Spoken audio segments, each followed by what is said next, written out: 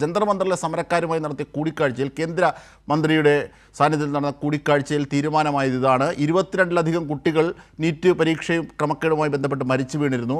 അങ്ങനെ ജീവനൊടുക്കിയ അവരുടെ കുടുംബങ്ങൾക്ക് 1 കോടി രൂപ നഷ്ടപരിഹാരം നൽകാനായി തീരുമാനിക്കുന്നു. പിന്നീട് സമരക്കാർക്കെതിരായി കേസെടുക്കില്ല എന്ന കാര്യത്തിലേക്ക് തീരുമാനമായിരിക്കുന്നു. പക്ഷേ ധർമ്മേന്ദ്ര പ്രധാൻ്റെ രാജി എന്ന പ്രധാന ആവശ്യവുമായി ബന്ധപ്പെട്ട് തീരുമാനമെടുക്കാൻ ഇനിയും സമയം വേണം എന്നാണ് കേന്ദ്ര സർക്കാർ പറയുന്നത്. കേന്ദ്രമന്ത്രിമാർ കൂടിക്കാഴ്ചയിൽ അറിയിച്ചത്. പക്ഷേ ആവില്ല. ധർമ്മേന്ദ്ര പ്രധാൻ്റെ രാജി ഒഴിച്ചുള്ള ഒരാവശ്യങ്ങളിലേക്കും തങ്ങൾ വഴങ്ങില്ല എന്ന ഉറച്ച നിലപാടിൽ തന്നെയാണ് സമരക്കാർ. അങ്ങനെ കൂടിക്കാഴ്ച ആ അർത്ഥത്തിൽ പരാജയമാണെന്ന് പറയാം. പക്ഷേ മുട്ടുമടക്കുന്നു കേന്ദ്ര സർക്കാർ, മോദി സർക്കാർ എന്നതിൻ്റെ ചില ലക്ഷണങ്ങളും അവിടെ കാണുന്നു. അപ്പോൾ പൂർണ്ണമായ ഒരു പരാജയമെന്ന് പറയാനാകില്ല. കാരണം 2 തീരുമാനങ്ങൾ അംഗീകരിക്കുന്നു.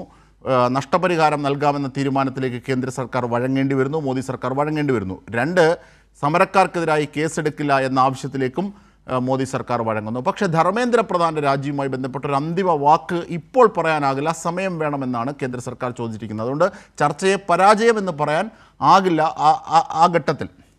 അത്തരത്തിൽ എന്തായാലും ഇതിൻ്റെ ഏറ്റവും സമഗ്രമായ വിവരങ്ങളുമായി വിഷ്ണു തലവൂർ ഞങ്ങളുടെ പ്രതിനിധി കൂടി ചേരുകയാണ്. വിഷ്ണു, ആദ്യം ഈ ഇന്നത്തെ സമരക്കാരുമായുള്ള കൂടിക്കാഴ്ച, അതിൻ്റെ തീരുമാനങ്ങൾ എന്തൊക്കെയാണ്?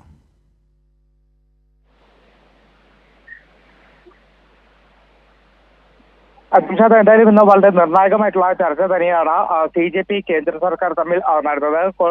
VP ഹൗസിലെ 504 നമ്പർ റൂമിൽ ഏകദേശം 2 മണിക്കൂറോളമാണ് CJP നേതാക്കളും അതോടൊപ്പം തന്നെ കേന്ദ്ര സർക്കാരിന്റെ ഭാഗത്തുനിന്ന് JP നദ്ദയും ജിതേന്ദ്ര സിംഗും ഇവരുമായി കൂടിക്കാഴ്ച ചർച്ചകൾ നടത്തിയത്. എന്തായാലും ചർച്ചയിൽ ഏറെക്കുറെ CJP ഉന്നയിച്ച ആവശ്യങ്ങളൊക്കെ അംഗീകരിച്ചിട്ടുണ്ട്. അംഗീകരിച്ച ആവശ്യങ്ങൾ എന്ന് പറയുന്നത് ഈ മരിച്ച ആത്മഹത്യ ചെയ്ത വിദ്യാർത്ഥികളുടെ കുടുംബാംഗങ്ങൾക്ക് 1 കോടി രൂപ നഷ്ടപരിഹാരം നൽകുക.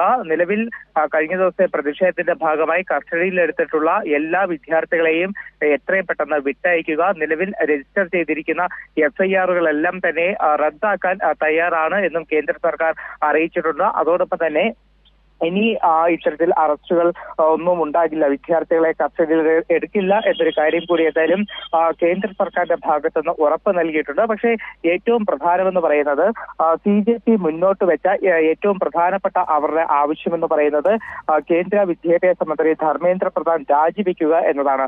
പക്ഷേ ആ ധർമ്മേന്ദ്ര പ്രധാന്റെ രാജിയിൽ മാത്രമാണ് ഒരു തീരുമാനം ആകാത്തത്. കാരണം ഇന്നത്തെ ചർച്ചയിൽ കേന്ദ്ര മന്ത്രിമാർ അറിയിച്ചത് അത്തരത്തിൽ ധർമ്മേന്ദ്ര പ്രധാന്റെ രാജി എന്ന് പറയുന്നത് ഇവർക്ക് ഒറ്റയ്ക്ക് എടുക്കാൻ കഴിയുന്ന തീരുമാനമല്ല, അത് കൂടുതൽ കൂടിയാലോചനകളൊക്കെ തന്നെ വേണ്ട ഒരു കാര്യമാണ്. അതുകൊണ്ട് ഇവർക്ക് ചർച്ചകൾക്ക്, കേന്ദ്ര സർക്കാർ ചർച്ചകൾക്ക് കൂടുതൽ സമയം വേണം. നാളെ ഉച്ചയോടുകൂടി ധർമ്മേന്ദ്ര പ്രധാന്റെ രാജിയിൽ ഒരു തീരുമാനം അറിയിക്കാമെന്നതാണ് എന്തായാലും JP നദ്ദ ഉൾപ്പെടെ കേന്ദ്ര നേതാക്കൾ, കേന്ദ്രമന്ത്രിമാർ CJP നേതാക്കളെ അറിയിച്ചിരിക്കുന്നത്. എന്തായാലും ഇന്ന് നടന്ന ചർച്ച പൂർണ്ണ പരാജയമെന്ന് നമുക്ക് പറയാൻ കഴിയില്ല. ഭാഗികമായി എന്തായാലും CJPയുടെ ഈ ഒരു സമരം വിജയം കണ്ടിട്ടുണ്ട് അജിംഷാദ്. തീർച്ചയായും, അതായത് ഭാഗികമായി വിജയം കാണുന്നു എന്നത് മാത്രമല്ല, കേന്ദ്ര സർക്കാർ മുട്ടുമടക്കുന്നു എന്നതിൻ്റെ ലക്ഷണം കൂടിയുണ്ട്. പക്ഷേ ധർമ്മേന്ദ്ര പ്രധാന്റെ രാജി മാത്രമാണ് ഇപ്പോൾ ഒരു പ്രശ്നമായി നിൽക്കുന്നത്. ധർമ്മേന്ദ്ര പ്രധാന്റെ രാജിയിലേക്ക് വഴങ്ങാൻ മോദി സർക്കാർ തയ്യാറായിട്ടില്ല. പക്ഷേ അപ്പോഴും നേരത്തെ പറഞ്ഞ ശബ്ദമല്ല ഉള്ളത്, തീരുമാനം എടുക്കാൻ സമയം വേണം എന്നാണ്. അപ്പം 4 മണിയോടുകൂടി മാധ്യമങ്ങളെ കാണുന്നുണ്ടോ കേന്ദ്ര സർക്കാരിൻ്റെ പ്രതിനിധികൾ? വിഷ്ണു തലവൂർ. അജിംഷാദ്, എന്തായാലും അത്തരത്തിൽ തന്നെയാണ്. കാരണം കേന്ദ്ര സർക്കാരിനെ സംബന്ധിച്ച് ഇതുവരെ മുന്നോട്ട് വെച്ച നിലപാടല്ല ഇപ്പോൾ കേന്ദ്ര സർക്കാർ മുന്നോട്ട് വയ്ക്കുന്നത്. ഇപ്പോഴത്തെ സമരം ഏത് വിധേനയും ഒരു അനുനയത്തിലേക്ക് എത്തുക, സമരം അവസാനിപ്പിക്കണം എന്നൊരു ആവശ്യത്തിലേക്ക് തന്നെയാണ് കേന്ദ്ര സർക്കാരും നിൽക്കുന്നത്. കാരണം ഇത്തരത്തിൽ സമരം ഇപ്പോൾ തന്നെ കേന്ദ്ര സർക്കാരിന്റെ കൈവിട്ടുപോയ ഒരു സാഹചര്യമുണ്ട്. ഇനിയും മുന്നോട്ട് സമരം ഇതുപോലെ മുന്നോട്ട് പോയി കഴിഞ്ഞാൽ അത് കേന്ദ്ര സർക്കാരിന് തന്നെ വലിയ തലവേദനയായി മാറുന്ന ഒരു സാഹചര്യമാകും ഉണ്ടാകുക. പ്രത്യേകിച്ച് ഇന്നിപ്പോൾ പാർലമെന്റ് സമ്മേളനം നടക്കുന്ന ഒരു ഘട്ടം കൂടിയാണ്. പക്ഷേ ഈ 5 ദിവസമായിട്ടും പാർലമെന്റ് പൂർണ്ണമായിട്ടും സ്തംഭിച്ചു നിൽക്കുന്ന സാഹചര്യമാണ്. അപ്പോൾ ഇതൊക്കെ തന്നെ കേന്ദ്ര സർക്കാരിനെ വലിയ തോതിൽ വെട്ടിലാക്കിയിരിക്കുന്ന ഒരു ഘട്ടം കൂടിയാണ്. അതുകൊണ്ട് തന്നെ ഈ വിദ്യാർത്ഥി പ്രതിഷേധം എത്രയും പെട്ടെന്ന് ഇവരുമായി സംസാരിച്ച് അനുനയത്തിലേക്ക് എത്തുക എന്നതിലേക്കാണ് കേന്ദ്ര സർക്കാർ ഒരു തീരുമാനത്തിലേക്ക് എത്തിയിരിക്കുന്നത്. പ്രത്യേകിച്ച് CJP പ്രതിഷേധം, ജന്തർ മന്ദറിൽ തുടങ്ങിയ പ്രതിഷേധം ഇപ്പോൾ രാജ്യവ്യാപകമായി ആളിക്കത്താൻ തുടങ്ങിയിട്ടുണ്ട്. അതിൽ തന്നെ CJP പ്രവർത്തകർ പറഞ്ഞിരിക്കുന്നത് നാളെ വരെയാണ് സമയം ചോദിച്ചിരിക്കുന്നത്. ഇനി ധർമ്മേന്ദ്ര പ്രധാന്റെ രാജി അംഗീകരിക്കുന്നില്ല എന്നുണ്ടെങ്കിൽ സമരം കൂടുതൽ ശക്തമാക്കും. ഇപ്പോൾ തന്നെ അതിശക്തമായിട്ടുള്ള സമരമാണ് നടക്കുന്നത്. ആ സമരം കൂടുതൽ ശക്തമായ രീതിയിലേക്ക് മാറും എന്നതാണ് CJP ഒരു മുന്നറിയിപ്പ് നൽകിയിരിക്കുന്നത്. അജിംഷാ, തീർച്ചയായും. കാരണം ഇനിയൊരു ഘട്ടത്തിലേക്ക് ഒരു പക്ഷേ 4 മണിയിൽ അങ്ങനെ ഒരു 4 മണിയോടുകൂടി അങ്ങനെ ഒരു തീരുമാനം എത്തിയേക്കും.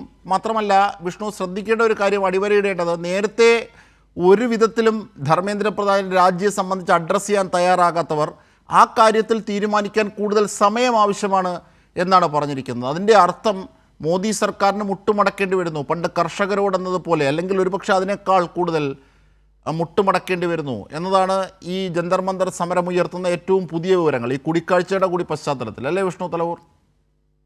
അജിംഷാദ്, തീർച്ചയായിട്ടും അത്തരത്തിൽ തന്നെയാണ്. കാരണം കേന്ദ്ര സർക്കാരിന്, മോദി സർക്കാരിന് ഈ വിദ്യാർത്ഥികൾക്ക് മുന്നിൽ, രാജ്യത്തെ വിദ്യാർത്ഥികൾക്ക് മുന്നിൽ മുട്ടുമടക്കേണ്ടി വരുന്നു എന്ന് തന്നെയാണ് ഏറ്റവും പ്രധാനപ്പെട്ട ഒരു കാര്യമായി നമുക്ക് പറയേണ്ടത്. കാരണം കേന്ദ്ര സർക്കാർ ഈ സമരത്തെ അടിച്ചമർത്താനുള്ള എല്ലാ വഴികളും തുടക്കം മുതൽ തന്നെ നോക്കിയിരുന്നു. പക്ഷേ അത്തരത്തിൽ അടിച്ചൊതുക്കാൻ അല്ലെങ്കിൽ അടിച്ചമർത്താൻ പറ്റുന്നതല്ല ഈ രാജ്യത്തെ വിദ്യാർത്ഥികളുടെ, യുവജനങ്ങളുടെ ശബ്ദമെന്ന് എന്തായാലും കേന്ദ്ര സർക്കാരിന് കഴിഞ്ഞ ദിവസങ്ങളിൽ മനസ്സിലായിട്ടുണ്ട്. കാരണം 20-ാം തീയതി തിങ്കളാഴ്ച നടന്ന പാർലമെന്റ് മാർച്ചിൽ അത്രത്തോളം ക്രൂരമായിട്ടുള്ള നടപടികൾ തന്നെയാണ് കേന്ദ്ര സർക്കാരിന്റെ ഭാഗത്തുനിന്ന്, ദില്ലി പോലീസിന്റെ ഭാഗത്തുനിന്നൊക്കെ ഉണ്ടായത്. പക്ഷേ അത്രത്തോളം വലിയ നടപടികൾ ഉണ്ടായിട്ട് പോലും ഈ വിദ്യാർത്ഥി പ്രതിഷേധത്തെ ഇല്ലാതാക്കാൻ കേന്ദ്ര സർക്കാരിന് കഴിയാതെ പോയി.